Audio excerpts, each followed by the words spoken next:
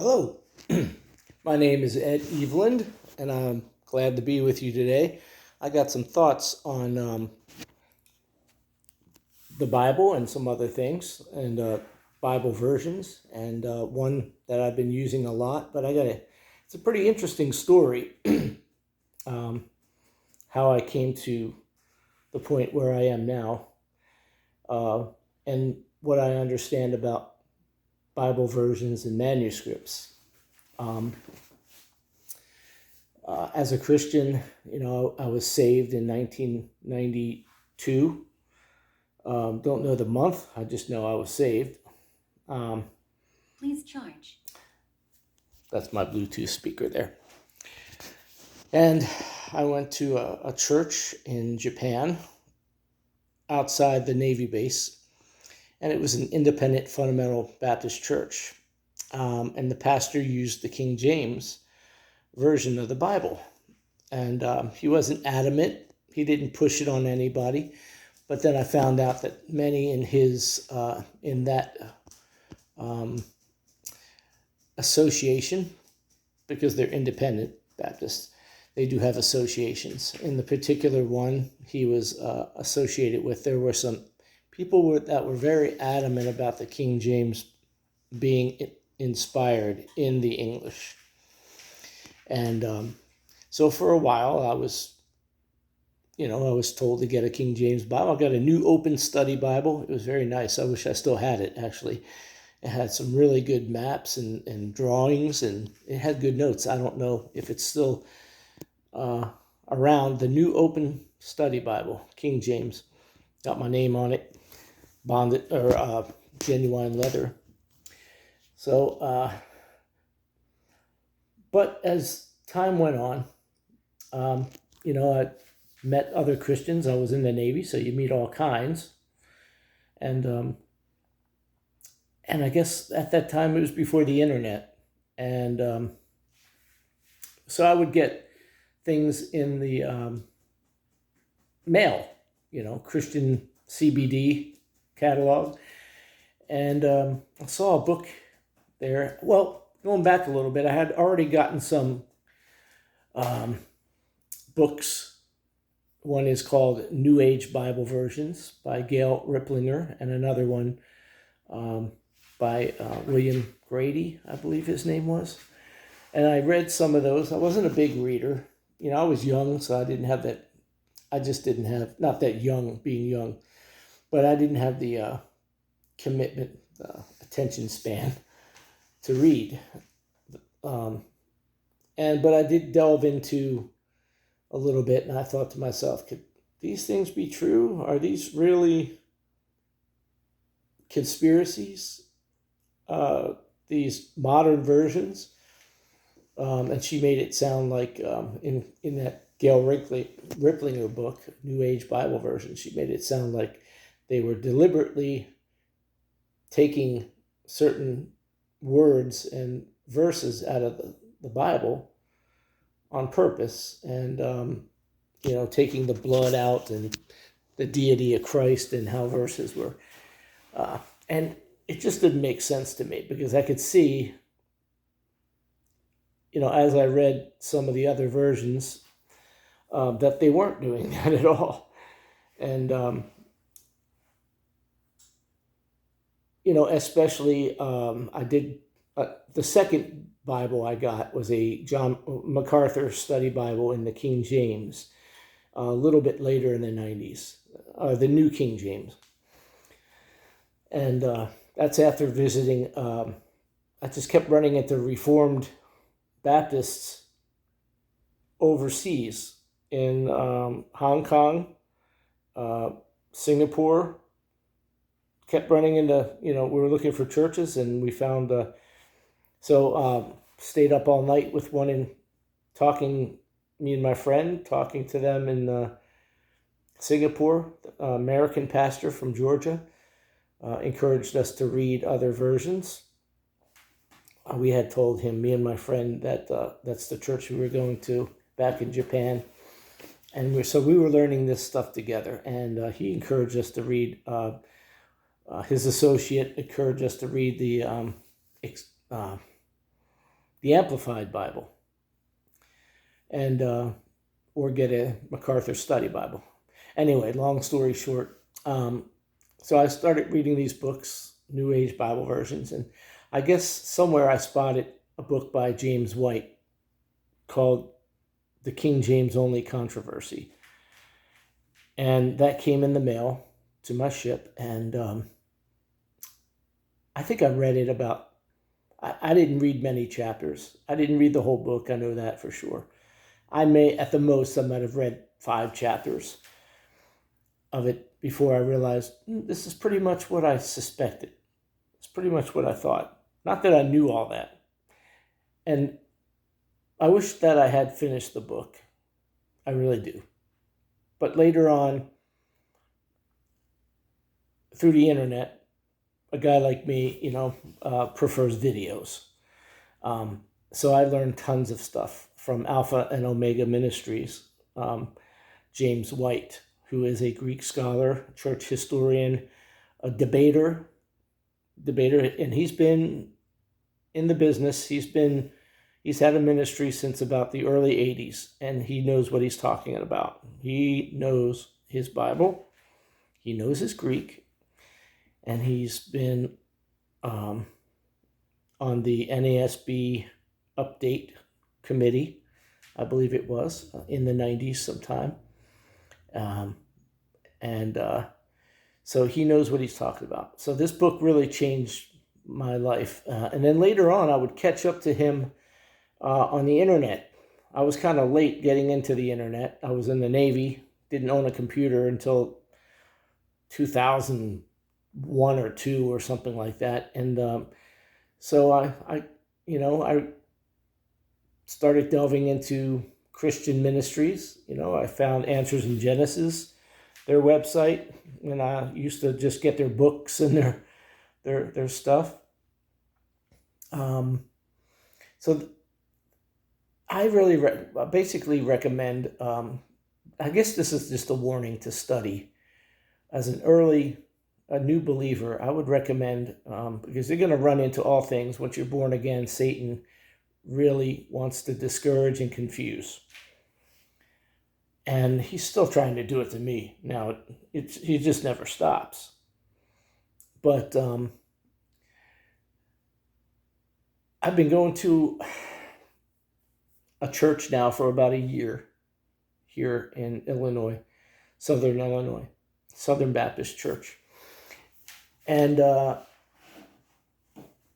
would never been a big fan because of that, what I told you about. The NIV was that was like number 1 on Gail Ripplinger's list of terribly bad, in her opinion, Bible versions.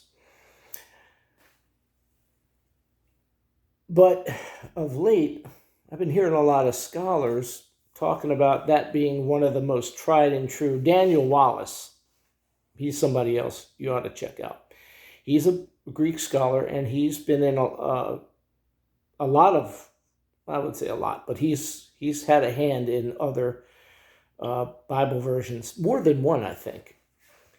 Not only that, Daniel Wallace is, when you go to school, whatever seminary that teaches advanced Greek or basic Greek, his book is one of the, if not the textbook that they use, Daniel Wallace. And he's at Dallas Theological Seminary. And you can see his videos on YouTube. Look him up, really. He's got a great, you'll learn a lot from him. And he kind of got me into the NIV. Before I started coming to this church, I started hearing good stuff about it. Then I go over, it's only a couple blocks away, and I talk to the pastor, and I'm like getting to know him, sitting down with him. By the way, my pastor is wonderful. Pastor Bob is wonderful. He's a soul winner. That's what we used to call him in the independent fundamental Baptist. Bless God. Soul winners. And that's what he is. He's a mechanic. Anyway, let's talk about Bibles here. But I go and talk to him, and I guess the subject came up, what version does the church use? And they said NIV. Oh, I said, I've been hearing a lot of good stuff about the NIV. It's been around a long time. And I don't have one. And he said, oh, I'll get you one. He ran to his office and got me one. And my goodness, they make beautiful gift Bibles that look and feel like they should be $30, $40. And NIV makes some good Bibles. If you really go online, you could find tons and tons of study Bibles in the NIV. And I just found out the MacArthur Study Bible is in NIV. It's been out for 10 years, and I didn't even know that. So MacArthur likes the NASB, which is a good version. It's Greek scholars like to use the NASB. But wow, so now here I am reading the NIV in church. I bring it with me and I'm reading it. But I'm really interested in Bible versions. There's some good websites or YouTube videos about the subject. I would recommend one, Daniel Wallace being interviewed by,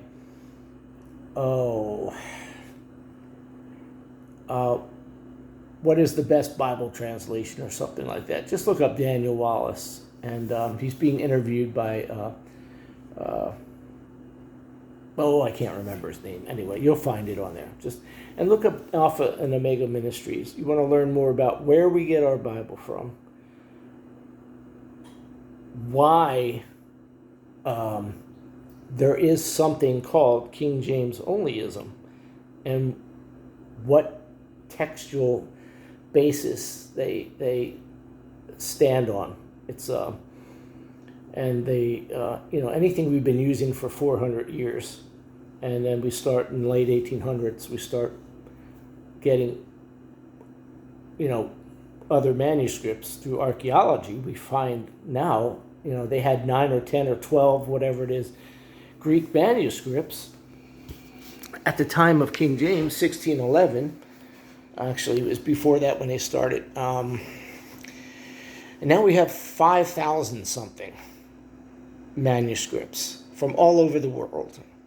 And we found many of them in Egypt because that was a center of Christianity in the 1st, 2nd century, all throughout the ages.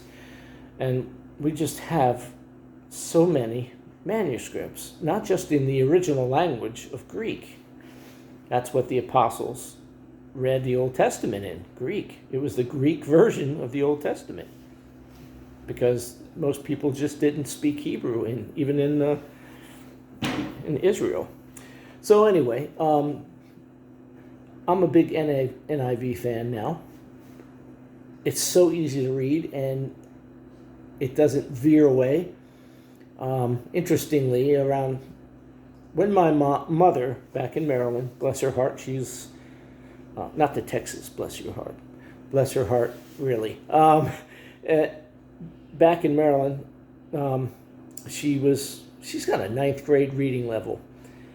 And man, I recommended the New Living Translation to her. That's nothing bad. It's something that she needed at the time. It's more of a paraphrase. It's one of the most accepted paraphrases that's out there. You'll hear people like Chuck Swindoll even quote, Chuck Swindoll quotes from The Message, that's another story. But you can, even from paraphrases, if you really want to dig, sometimes that does expand, because you could dig by going into a more literal, that's digging too. But if you want to dig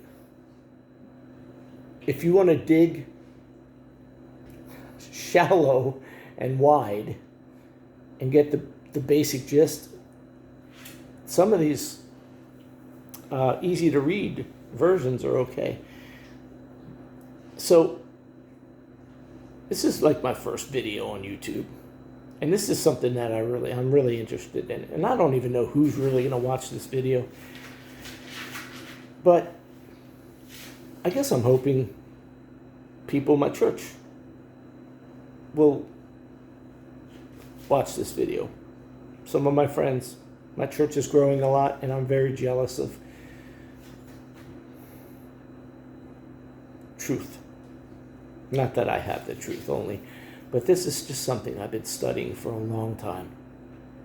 You know, Bible versions and the differences and which one somebody should get and the manuscripts that are used to make them, you know, and some of the bad arguments that people have, like the King James Onlyists that are out there that I ran into.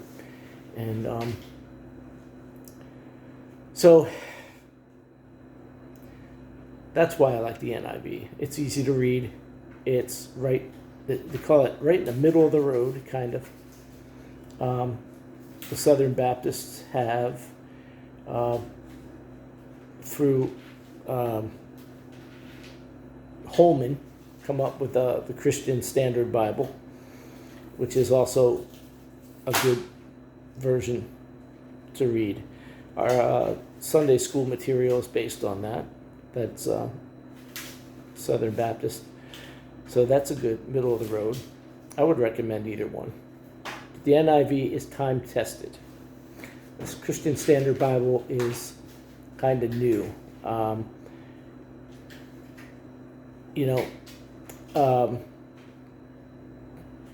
But for now, I just want to end this video just saying that's where I want to make more videos going into a little bit more detail. I'm not a Greek scholar at all, but I do understand manuscripts, how we got them, why we can trust the newer manuscripts, why we don't have to. There's something called textual variance in Bibles. There's, if you look at the bottom of your Bible, page of your Bible, it says some manuscripts omit or some manuscripts read.